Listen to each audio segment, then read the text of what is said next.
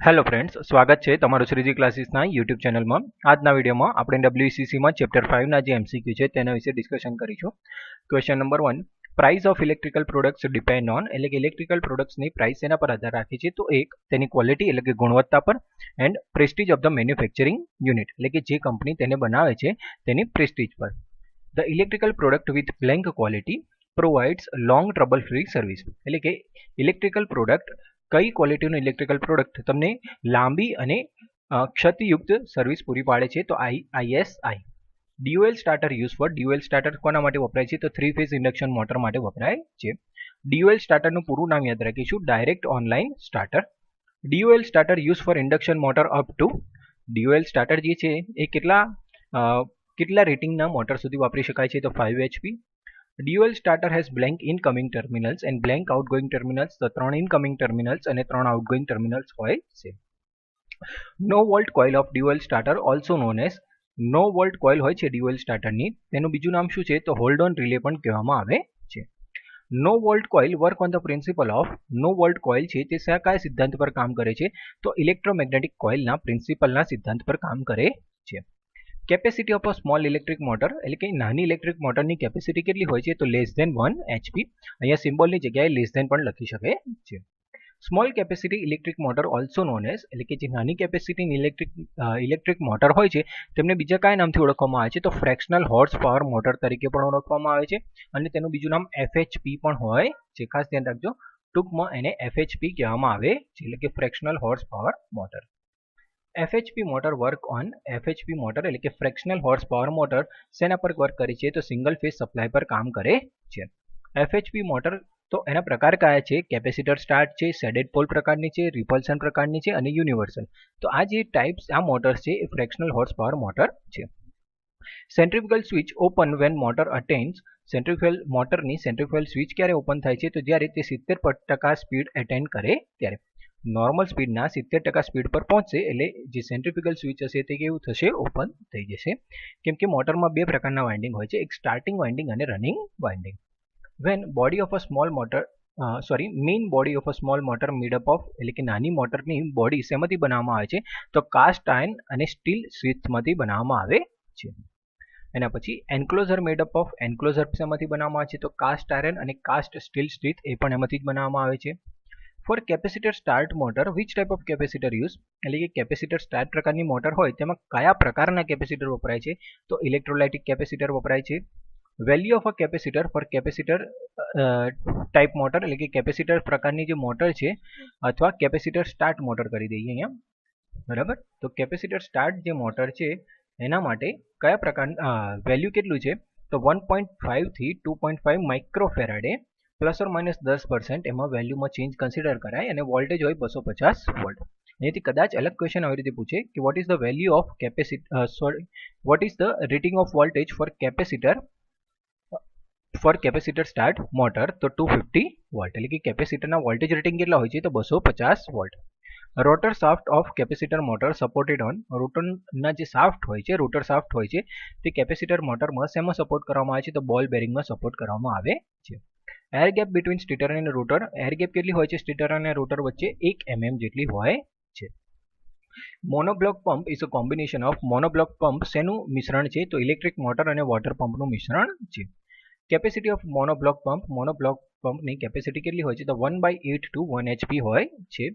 Same તમને કદાચ આવું પૂછે કે the motor capacity of a motor used in monoblock pump, તો એ પણ આટલું જ હોય છે, 1/8 to 1 HP. Monoblock pump use for height of, monoblock pump કેટલી હાઇટ માટે વપરાય છે? 40 મીટર માટે વાપરી શકાય છે, એટલે કે જો હેડ હાઇટ 40 હોય તો આપણે તે વાપરી શકીએ છીએ. એના પછી વાત કરીએ, motor of monoblock pump rotate at the speed of, એટલે મોનોબ્લોક પંપની મોટર છે કેટલા સ્પીડ પર રોટેટ કરે છે? તો 2800 RPM ની સ્પીડ પર રોટેટ કરે છે. Automatic electric iron has additional, જે આપણી પાસે બે પ્રકારની આયન હોય છે, એક નોર્મલ આયન હોય છે અને બીજી ઓટોમેટિક આયન હોય છે. તો ઓટોમેટિક ઇલેક્ટ્રિક આયનમાં શું હોય છે વધારાનું? તો ટેમ્પરેચર રેગ્યુલેટિંગ ડિવાઇસ હોય છે. Temperature regulating device is called, temperature regulating ડિવાઇસને શું કહેવામાં આવે છે? થર્મોસ્ટેટ પણ કહેવામાં આવે છે. Heating element of iron made up of, એટલે કે જે ઇસ્ત્રી હોય છે તેનો હીટિંગ એલિમેન્ટ શેમાંથી બનાવવામાં આવે છે? નિક્રોમ વાયરમાંથી બનાવવામાં આવે છે. Capacity of a heating element of ordinary iron, એટલે કે જે સાદી ઇસ્ત્રી હોય છે તેને હીટિંગ એલિમેન્ટની કેપેસિટી કેટલી, તો 450 વોટ, અને જો ઓટોમેટિક આયન હોય તો તેના હીટિંગ એલિમેન્ટની કેપેસિટી કેટલી, તો 750 વોટ હોય છે. What is use to insulate upper cover from heat, એટલે કે અપર કવરને હીટથી ઇન્સ્યુલેટ કરવા માટે શું વપરાય છે, તો એસ્બેસ્ટોસ શીટ વાપરવામાં આવે છે. એટલે કે જે હીટ હોય તે અપર કવર સુધી પહોંચે નહીં એના માટે શું વપરાય, તો એસ્બેસ્ટોસ શીટ વપરાય છે. Bottom of the plate is, bottom જે ઇસ્ત્રીની બોટમ હોય છે, બોટમ પ્લેટની બોટમ હોય છે તે શું હોય છે, તો ટેફલોનથી કોટેડ કરેલી હોય છે અથવા તો નોનસ્ટિક પ્રકારની હોય છે. ખાસ ધ્યાન રાખજો શેનું કોટિંગ, તો ટેફલોનનું કોટિંગ કરેલું હોય છે. ટેફલોન જે ઇસ્ત્રી હોય છે, ઇસ્ત્રીની જે બોટમ હોય છે એ બોટમ શેનું કોટિંગ કરેલું હોય છે, તો ટેફલોનનું કોટિંગ કરેલું હોય છે. Capacity of AC motor for table fan, એટલે કે એસી મોટરની કેપેસિટી કેટલી હોય છે ટેબલ ફેન માટે, તો 60 વોટ હોય છે. Speed variation for each knob of speed regulator, એટલે કે જે સ્પીડ રેગ્યુલેટર વપરાય છે તો એમાં આપણે દરેક નોબમાં, એટલે કે દરેક પોઈન્ટ પર આપણે કેટલું સ્પીડ વેરિએશન મળે છે, તો 30% મળે છે. Rate of oscillation for table fan, એટલે કે ઓસિલેશન એટલે જે આપણે મૂવિંગ ટાઈપના ફેન જે યુઝ કરીએ છીએ તો એનું ઓસિલેશન કેટલું હોય છે, તો 4 to 5 પર મિનિટ હોય છે, એટલે કે દર મિનિટે 4 થી 5. Capacity used four capacitor use for fan motor, એટલે કે ફેન મોટર માટે જે કેપેસિટર વપરાય છે તેની રેટિંગ શું, તો 1.5 માઇક્રોફેરાડે ±10%, અને એના રેટિંગ હોય છે 400 વોલ્ટ. એટલે કદાચ એવું પૂછે કે what is the voltage rating of capacitor used in fan motor, તો એનો આન્સર આવે 400 વોટ. તો અલગથી આ ક્વેશ્ચન ખાસ લખી રાખજો. General rating of ceiling fan is, ceiling ફેનના જનરલ રેટિંગ કેટલા હોય છે, તો 60 થી 80 વોટ હોય છે. Number of poles in the winding for ceiling ફેનમાં નંબર ઓફ પોલ કેટલા હોય છે વાઇન્ડિંગમાં, તો 6, 8, 12 અને 16 હોય છે. Motor use for ceiling fan માટે કઈ મોટર વપરાય છે, તો કેપેસિટર ટાઈપ પણ વાપરી શકીએ છીએ અને શેડેડ પોલ ટાઈપ પણ વાપરી શકાય છે. Capacitor use for ceiling fan માટે કયું કેપેસિટર વપરાય છે, તો 2.5 માઇક્રોફેરાડે ±10% વપરાય છે. કેપેસિટરની વેલ્યુ છે અને વોલ્ટેજ છે 400 વોલ્ટ. એના પછી જે કોસ્ટ ઓફ ન્યૂ પ્રોડક્ટ છે, એટલે કે કોઈ પણ પ્રોડક્ટ લેવા જઈએ તો તેમાં કોસ્ટ કઈ રીતે ગણીએ છીએ, તો સૌથી પહેલા હોય મટીરિયલ કોસ્ટ, તેની 70 થી 80%, પ્રોસેસિંગ અને લેબર ચાર્જ હોય તેનો 10 થી 20%, ઓવરહેડ એક્સપેન્સીસ હોય તેના 5 થી 10%, અને એડિશનલ ઓર કન્ટીજન્સી એક્સપેન્સ હોય તેના 2 થી 5%. તો આ કોસ્ટ ઓફ ન્યૂ પ્રોડક્ટમાં આટલી વસ્તુ કન્સિડર કરવામાં આવે છે. તમને આગળના ચેપ્ટરમાં કીધું એ પ્રમાણે તમારે આ જે પર્સન્ટેજ છે એ પણ ખાસ તમારે ધ્યાન રાખવાના છે. તો કદાચ તમને આવું પૂછી શકે કે what is the percentage of overhead expenses in cost of new product, what is the percentage of overhead expenses in cost of new product, તો 5 to 10%. તો આમાંથી પણ આ રીતે તમને ક્વેશ્ચન બનાવીને પૂછી શકે છે. તો આવી જ રીતે આના 4 ક્વેશ્ચન પણ તમારે લખવાના છે. what is the contingency expenses, what is the percentage of contingency expenses in cost of new product, તો 2 to 5%. તો આ પણ ખાસ ધ્યાન રાખીશું. ટાઈપ્સ ઓફ મેન્ટેનન્સના પ્રકાર કયા, બ્રેકડાઉન, પ્રિવેન્ટિવ અને routine maintenance. Maintenance carried out two prevent major breakdown or failure is called, એટલે કે જે મેન્ટેનન્સ બ્રેકડાઉન અથવા ફેલિયર ના થાય એને પ્રિવેન્ટ કરવા માટે, એટલે ના થાય એના માટે કરવામાં આવે તેને શું કહેવાય, પ્રિવેન્ટિવ મેન્ટેનન્સ. અને બ્રેકડાઉન એટલે કે મશીન બંધ થયા પછી મેન્ટેન કરીએ તેને કહેવાય બ્રેકડાઉન મેન્ટેનન્સ. ઓવરહોલ એક્ટિવિટી ક્યારે પરફોર્મ કરવામાં આવે છે, તો હાફ યરલી પરફોર્મ કરવામાં આવે છે. Reason for faults in the electrical equipments due to poor maintenance, એટલે કે પુઅર મેન્ટેનન્સના કારણે જે ફોલ્ટ થાય તે ઇમ્પ્રોપર ક્લિનિંગ કરેલું હોય, તમે મોઇશ્ચર રહી ગયું હોય, વેન્ટિલેશન બરાબર ના હોય, ઇન્સ્યુલેશન ખરાબ થઈ ગયું હોય, લુબ્રિકેશન પ્રોપર ના હોય, ક્વોલિટી જે પાર્ટ્સ હોય તેની ક્વોલિટી બરાબર ના હોય, કોન્સ્ટન્ટ ઓવરલોડ તમે કરતા હોય મશીનને અને તેને વપરાશ વધારે થતો હોય. એના પછી કોસ્ટ ઓફ મેન્ટેનન્સ વર્ક, એટલે કે મેન્ટેનન્સ વર્કની કિંમત કઈ રીતે નક્કી કરવામાં આવે છે, તો સૌથી પહેલા જે હોય કે ઓબ્ઝર્વેશન અને પ્રિલિમિનરી ટેસ્ટિંગ, એટલે કે સપોઝ કોઈ મશીન બગડી હોય તો તેનું ઓબ્ઝર્વેશન કરવામાં આવે અને તેના શરૂઆતના ટેસ્ટ કરવામાં આવે. પછી લેબર ચાર્જ આપવાનો હોય, અને ત્રીજું કોસ્ટ ઓફ રિપ્લેસ્ડ પાર્ટ, એટલે કે જો કોઈ પાર્ટ બગડી ગયો હોય તો તેને આપણે રિપ્લેસ કરીએ તો તેનો ચાર્જ. તો આ રીતે કોસ્ટ ઓફ મેન્ટેનન્સ વર્ક નક્કી કરવામાં આવે છે. તો કદાચ તમને આ રીતે પૂછે કે mention the step from following which is the step for maintenance work, 3 option આપેલા હોય, ડી ઓલ હોય તો આન્સર આવે all. Star delta starter use for motor up to, star delta starter કેટલા કેપેસિટીની મોટર માટે વાપરવામાં આવે છે, તો 5 થી 15 HP ની મોટર સુધી વાપરી શકાય છે.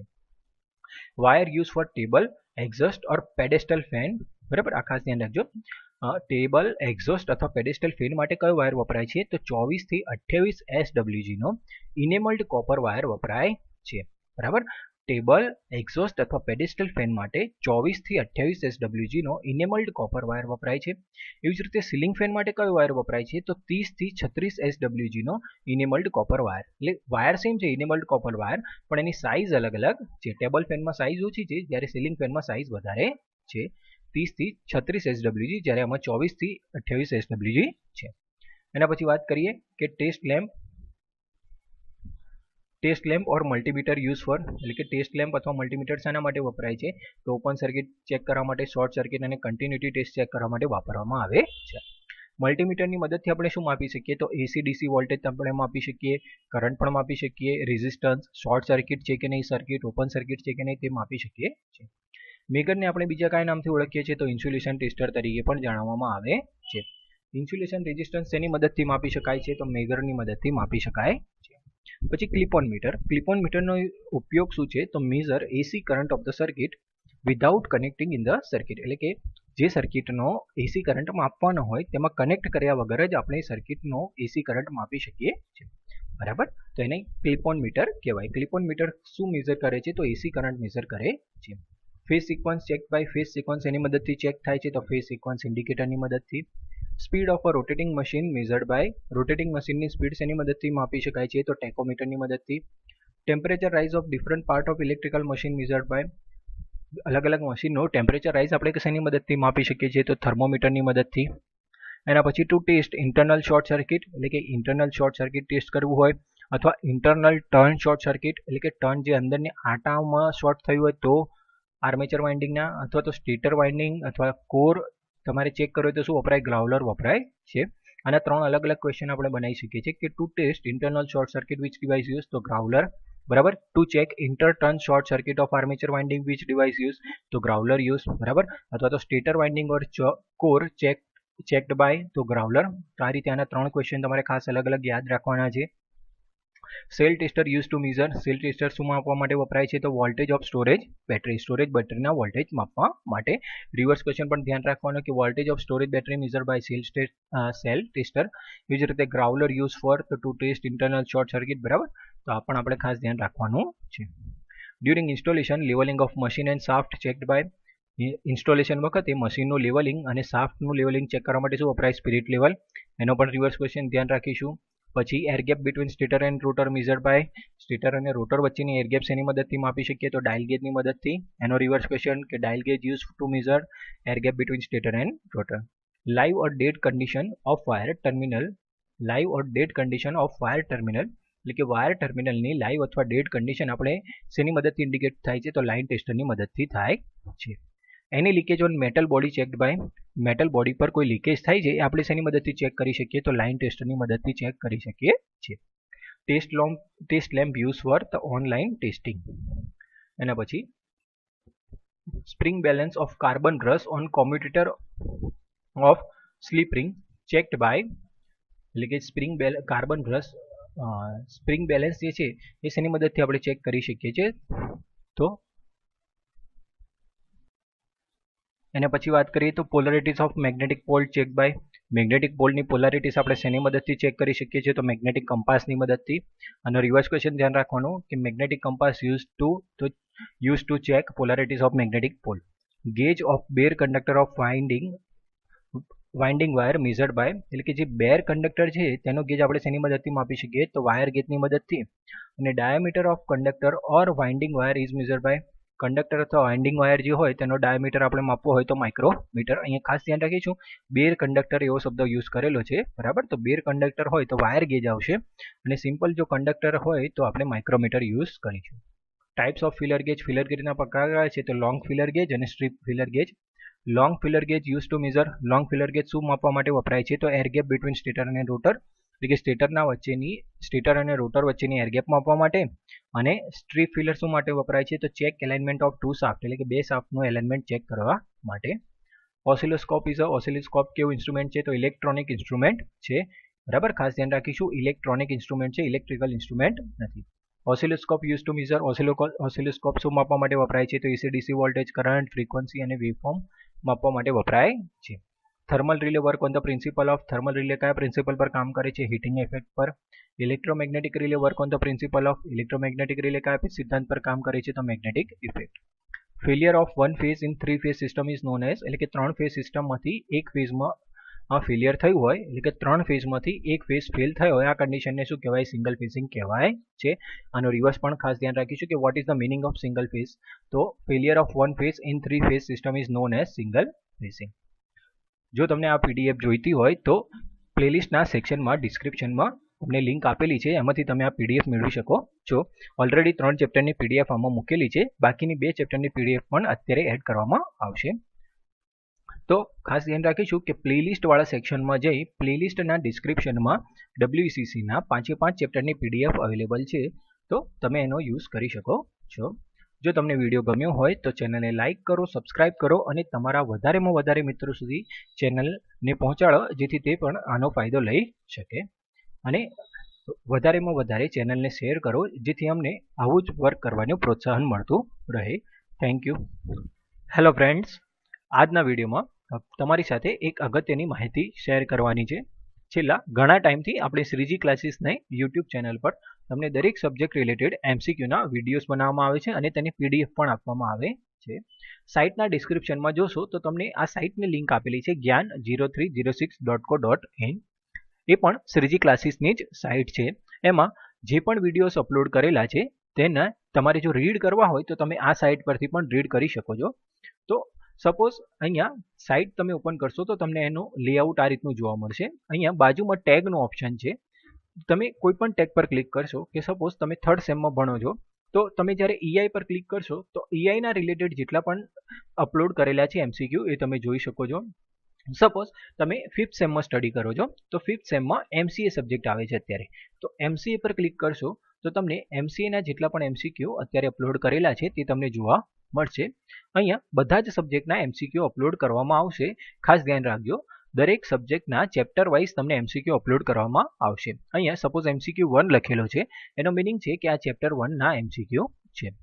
હવે ખાસ ધ્યાન રાખીશું કે આ થઈ આપણે ડિપ્લોમાના વિદ્યાર્થી મિત્રો માટે વાત. હવે ઘણા બધા વિદ્યાર્થી મિત્રો એવા હોય છે કે જે કોમ્પિટિટિવ એક્ઝામની તૈયારી કરતા હોય છે, તો એના પછીના જે ઓપ્શન છે એ ખાસ એમના માટેનું છે. શું છે? તો તમે જ્યારે સિમ્પલ અહીંયા ડિસ્કોમ પર ક્લિક કરશો તો તમને અલગ અલગ ઓપ્શન દેખાય છે કે MGVCL, UGVCL, PGVCL અને DGVCL. તો જુનિયર એન્જિનિયર ઇલેક્ટ્રિકલની જે પણ એક્ઝામ લેવાય છે તેના પણ પેપર અહીંયા અપલોડ કરવામાં આવે છે. સિમ્પલ તમે અહીંયા ટેગ પર ક્લિક કરશો કે MGVCL, તો MGVCLના જે પણ પેપર અત્યાર સુધી અપલોડ કરેલા છે તે દેખાશે. એવી જ રીતે DGVCL, તો DGVCLના જે પણ પેપર અપલોડ કરેલા છે તે દેખાશે. બરાબર, તો તમારે જેના રિલેટેડ પેપર જોઈતા હોય એ પેપર તમને અત્યારે મળી જશે. જેમ કે સપોઝ GSSBની વાત કરતા હોઈએ તો GSSBનું એક પેપર અપલોડ કરેલું છે, તો અત્યારે એ તમને જોવા મળશે. અહીંયા ટૂંક સમયમાં બધા જ જે જેટકો છે, GSSB છે, MGVCL, DGVCL બધાના જ મોસ્ટ ઓફ પેપર અપલોડ કરવાનો ટ્રાય કરવામાં આવશે. હવે એના પછી બેઝિક MCQ એટલે આ જ કે જે તમારા ડિપ્લોમાના MCQ છે એ બધા જ આમાં સબ્જેક્ટ વાઇઝ અપલોડ કરેલા છે, તો એ પણ તમે સ્ટડી કરી શકો છો. આના પછી વાત કરીએ કે આ જે ટેબ છે JEE મોક ટેસ્ટ. હવે ઘણા બધા વિદ્યાર્થીઓ હોય છે કે જે ટ્રાયલ ટેસ્ટ હોય, બરાબર, મોક ટેસ્ટ હોય, તેની પૈસા એફોર્ડ કરી શકતા નથી. બરાબર, તો એમના માટે એક નવું ઓપ્શન અમે નીકાળ્યું છે કે અહીંયા જે આપણે જૂના પેપર લેવાઈ ગયા હોય, બરાબર, એનો આપણે ટેસ્ટ આપી શકીએ. કે સપોઝ તૈયારી કરીએ તો ચેક તો કરવું પડે કે કઈ કેટલી પ્રિપરેશન છે આપણી, તો એના માટે આપણે આ રીતનું એક ઓપ્શન નીકાળ્યું છે. તો તમે અહીંયા જુઓ તો suppose JEE old paper test 1 પર આપણે ક્લિક કરીએ તો આ રીતનું ખુલે છે. હવે સૌથી પહેલું તમે જુઓ તો અહીંયા PGVCL JEE ઇલેક્ટ્રિકલ તારીખ 18/2/2007, એટલે કે આ તારીખે જે PGVCL JEE ઇલેક્ટ્રિકલનું પેપર લેવાઈ ગયું હતું તે અહીંયા મૂકેલું છે. અહીંયા તમે આ જે ક્વેશ્ચન છે એ ક્વેશ્ચન રીડ કરી અને એના આન્સર આપો. બરાબર, અહીંયા તમે જે પણ આન્સર આપશો એ તમારે આ રીતે ટીક કરવાના છે. તમે તમારી અનુકૂળતા પ્રમાણે આ ટેસ્ટ આપી શકો છો. બરાબર, અહીંયા તમારે બધા જ ઓપ્શન ટીક કરવાના છે, જેટલા પણ તમને આવડતા હોય. બરાબર, ના હોય તો તમારે સ્ટડી કરી લેવા. બરાબર, તો એકવાર તૈયારી કર્યા પછી તમારે ટેસ્ટ આપવાનો છે. બરાબર, ટેસ્ટ આપ્યા પછી તમે જ્યારે એને ફાઇનલ સબમિટ કરશો તો ફાઇનલ સબમિટ કર્યા પછી તમને અહીંયા તમારો સ્કોર દેખાડવામાં આવશે. અહીંયા વ્યૂ સ્કોરનો ઓપ્શન છે, તો વ્યૂ સ્કોર કરીશું આપણે તો તમને અહીંયા સપોઝ 80 માંથી 3 પોઈન્ટ તમારા આવ્યા છે, એટલે તમારા 3 માર્ક્સ આવ્યા છે. આવી રીતે તમારા જેટલા પણ સાચા જવાબ હશે તે તમને આપવામાં આવશે. બરાબર, તો અહીંયા ઓટોમેટિકલી ઇન્ડિકેટ થશે કે તમારા કેટલા જવાબ સાચા છે. હવે જે પણ જવાબ છે એ બધા આન્સર કી પ્રમાણે જ આપેલા છે આમાં, તો એ પણ ખાસ ધ્યાન રાખીશું કે આન્સર કી પ્રમાણે જે પણ સાચા જવાબ છે એ બધા આમાં ઇન્ક્લુડ કરેલા છે. તો જે વિદ્યાર્થી મિત્રો એવા હોય કે જેમને ટેસ્ટ માટેની ફી એફોર્ડ કરી શકતા ના હોય અથવા ક્લાસીસ એફોર્ડ ના કરી શકતા હોય તો સિમ્પલ એકવાર સાઇટ જરૂરથી વિઝિટ કરજો. તમને અહીંયા સાઇટ પર તમને બધા જ બેઝિક એમસીક્યુ, એવું કહેવાય છે કે ડિપ્લોમા એટલે બેઝિક, બધાનું બેઝિક. બરાબર, આપણા ઇલેક્ટ્રિકલનું બેઝિક એટલે શું તો કે ડિપ્લોમા. તો તમને અહીંયા ડિપ્લોમાના સબ્જેક્ટની જે બુક્સ છે એ બુક્સમાંથી જે એમસીક્યુ બનાવેલા છે એ બધા જ એમસીક્યુ અહીંયા મળી રહેશે. ઓલરેડી 6th સેમના જે સબ્જેક્ટ છે તેના એમસીક્યુ અપલોડ કરી દીધા છે. હવે 5th સેમ અને 3rd સેમના સબ્જેક્ટ પર કામ ચાલી રહ્યું છે, જે નજીકના ટાઈમમાં પૂરું થઈ જશે. તો તમને જે ડિપ્લોમાના બેઝિક જે એમસીક્યુ છે તે તમને અહીંયાથી સાઇટ પરથી મળી રહેશે. આના સિવાય તમારે જો મોક ટેસ્ટ આપવો હોય તો પણ તમે આપી શકો છો. બરાબર, તો તેનાથી તમે તમારું પ્રિપરેશન લેવલ પર ચેક કરી શકો છો. જો તમારે માત્ર પેપર વાંચવું હોય તો પેપર પણ વાંચી શકાય છે. મેઇનલી આપણે જે 6 બ્રાન્ચ હોય છે એમાં આપણે એક્ઝામ આપીએ છીએ. 6 કઈ MGVCL, UGVCL, PGVCL, DGVCL, GETCO અને GSSB. બરાબર, કે જેના ક્વેશ્ચન મોટા ભાગે ડિપ્લોમાની બુક્સમાંથી પૂછાતા હોય છે. બરાબર, તો આ રીતે જો તમારે તૈયારી કરવી હોય તો એકવાર આ વસ્તુ જરૂરથી ધ્યાન આપજો. જે પણ વિદ્યાર્થી મિત્રો તૈયાર કરતા હોય અથવા જેમના મોટા ભાઈ હોય, બરાબર, જેમના ભાઈ બંધુઓ તૈયારી કરતા હોય તેમને આ વસ્તુ ખાસ જણાવજો કે જેથી તેમને હેલ્પફુલ થાય. Thank you.